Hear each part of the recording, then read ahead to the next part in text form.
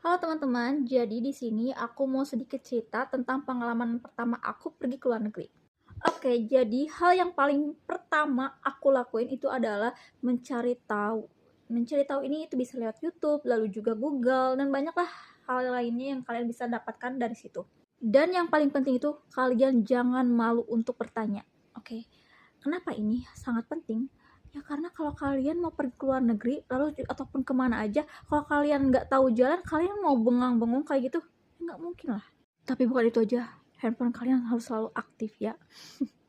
Setelah kalian sampai di bandara, kalian bisa lihat di etiketnya itu gate berapa kalian check-in, ataupun kalau kalian sudah check-in online, kalian tinggal masuk aja ke zone berapa. Kalaupun gate-nya itu belum keluar di etiket kalian, kalian bisa lihat ada layar besar, di situ ada semua informasi mengenai penerbangan kalian.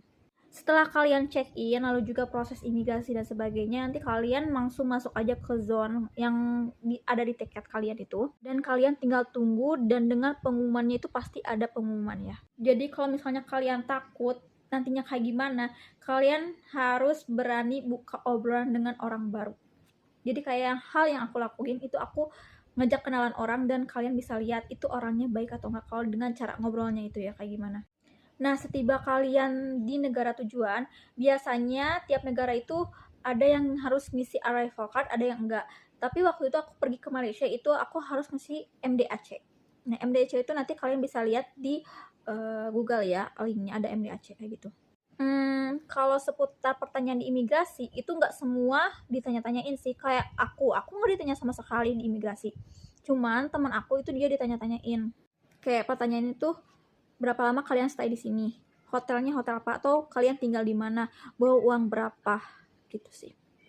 Begitupun ketika aku pergi ke Thailand dan juga ke Hong Kong, itu aku nggak ditanya sama sekali seputar pertanyaan di imigrasi yang biasanya mereka tanyakan gitu ke orang lain.